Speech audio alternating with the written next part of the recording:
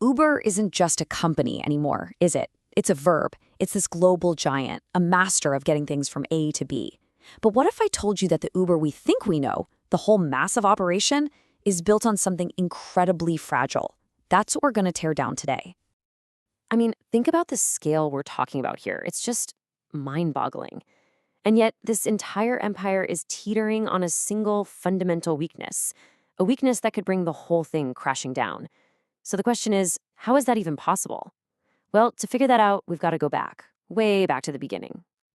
And like a lot of great tech stories, this one supposedly starts on a snowy night in Paris. But the real catalyst? It was the two founders. A combination that was, well, let's just say it was a perfect and very volatile storm. Okay, so this really gets to the heart of Uber's original DNA, right? You had two totally different forces at play. First, you've got Travis Kalanick. Think of him as the fighter, the pugilist. This guy was already battle-hardened, he'd seen his first company get crushed by a lawsuit, so he came into this with a massive chip on his shoulder. Super relentless, aggressive, ready to fight literally anyone. We're talking regulators, taxi companies, competitors, you name it. And then you have Garrett Camp. He's the complete opposite. He's the systems architect, the product visionary. All he cared about was creating this seamless, elegant, almost magical user experience. So you see the dynamic? Camp designed a product that people would absolutely fall in love with, and Kalanick built a company that would burn the world down to defend it. And that combination, it was pure rocket fuel. And man, did they launch with a bang. They kicked things off in 2010 as this exclusive premium black car service. Kinda niche, very luxury. But the real pivot, the move that changed everything, happened in 2012. A new competitor called Lyft pops up, and in response, Uber launches UberX. This was the big one. Suddenly, anyone could use their own personal car to drive. And just like that, Uber wasn't a luxury item anymore. It was a mass market utility. And the valuation, it just went nuts. I'm talking from $3.5 billion to $40 billion in a single year. Unbelievable. So that explosive growth brings us to the Uber we all know today, a platform that operates at a scale that's, well, it's hard to even wrap your head around. But this is also where things get complicated. This is where we find that central, really dangerous paradox we talked about at the beginning. So if you look at where the money comes from, it's pretty clear. The classic ride-sharing part, what they call mobility, is still the king, pulling in almost 60% of the revenue. Now, delivery, Uber Eats, is a beast of its own, making up over 32%. So they've done a great job of branching out, moving not just people, but also, well, things, food, packages, you name it. But the engine that powers all of this, that massive, massive network of drivers, that's where you find the hidden crack in the foundation. Okay, it has this kind of nerdy name, the asymptotic network effect. Sounds super complex, but the idea is actually really simple. See, normally, a network effect is this magical thing where the more people that join, the better the service gets for everyone. But with ride sharing, it kind of hits a wall. Just think about your own experience, right? If your wait time for a car goes from 5 minutes down to 3 minutes, that feels like a huge win. You love that. But what if it goes from 3 minutes to 2? You probably barely even notice the difference. And that's the key. It means a competitor like Lyft doesn't have to be as big as Uber. They just have to be good enough. And that means the pressure is always on. But look, that's just a business school theory, right? A weakness on paper. The real vulnerability, the ticking time bomb at the absolute core of Uber's model, is much, much more human.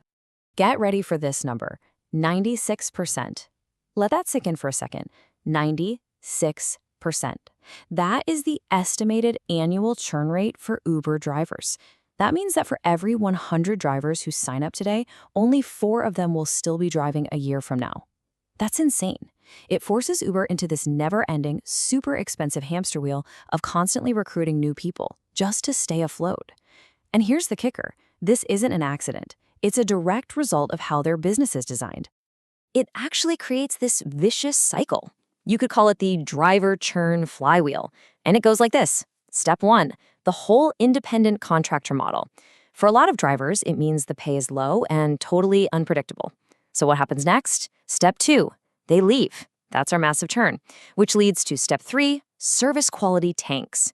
You get this constant stream of brand new, inexperienced drivers. We've all been there, right? The car isn't great, the driver doesn't know the city, the whole experience is just meh. And that brings us right to step 4, the trap. That inconsistent quality just hammers home the idea that Uber is a commodity. It's not a premium service, it's just a cheap ride, which forces Uber to compete on price, which squeezes driver pay even more, and boom, the whole destructive cycle starts all over again. So you have to ask, how does a company this big escape a trap like that? Well, the argument we're exploring today is that they have to do something radical. They have to pivot away from the very gig economy model that they basically invented. So what does that even look like? The core concept is something called the digital guild. Now, this is important. This is not about replacing drivers with self-driving cars. In fact, it's the total opposite. The idea is to stop treating drivers like disposable gig workers and start elevating them into professional business partners. Imagine a whole network of small, driver-owned micro businesses all running on top of the Uber platform.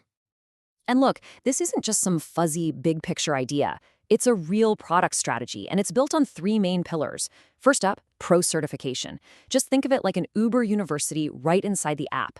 It would train and certify the best drivers, and once they're certified, they can unlock new premium service tiers. So customers who are willing to pay a little more for a guaranteed great experience can get one. The second pillar is the driver co-op initiative. This is basically a toolkit that helps drivers team up and form their own local worker-owned businesses. This is huge because it could also help Uber navigate some of those endless regulatory battles they're always fighting. And finally, you'd have a My Uber Business Command Center, an AI-powered app that's not just about getting the next ride, but about empowering drivers to manage their work like a real business, optimizing for their own bottom line, not just Uber's. What we're talking about here is a fundamental shift in the entire relationship. It's moving away from seeing drivers as a disposable commodity and seeing them as genuine business partners. You go from a purely transactional, here's your next ride relationship to one that's actually built on professional development and trust. And strategically, you stop fighting a losing battle in the race to the bottom on price, and you start competing on quality and service. And that is a game Uber could actually win and build a real defense around. And it's a big if, but if they could actually pull this off, the payoff is massive. You're not just plugging a hole in the boat. You are building an entirely new and way stronger competitive advantage. A true moat that pure tech, like an autonomous car, just can't cross. This really gets to the heart of the argument. You know, for years, everyone just assumed Uber's endgame was self-driving cars, right? Get rid of the drivers. But what if that's completely wrong? What if the company's true, unique, and defensible moat isn't some unproven future tech? What if it's the one asset they already have but have consistently undervalued? Their massive, global, human network. What if the liability is actually the asset? I mean, just think about it for a second. A self-driving car from Waymo or whoever, it's going to compete on one thing: efficiency, cost. But a robot car can't help you with your luggage. It can't give you a killer recommendation for the best taco spot in town. And it sure can't provide that feeling of safety and reassurance when you're traveling alone late at night. But a network of trusted, professional humans, they can do all of that. That's a premium service you can actually defend. And that brings us to the final, critical question for Uber's future. Is their destiny really to win this brutal, incredibly expensive race to replace every driver with a robot? Or is it to finally recognize the massive, untapped value in their human network and build a future by completely redefining what human-powered mobility can be? The path they choose won't just define their company. It's probably going to define the future of how all of us get around.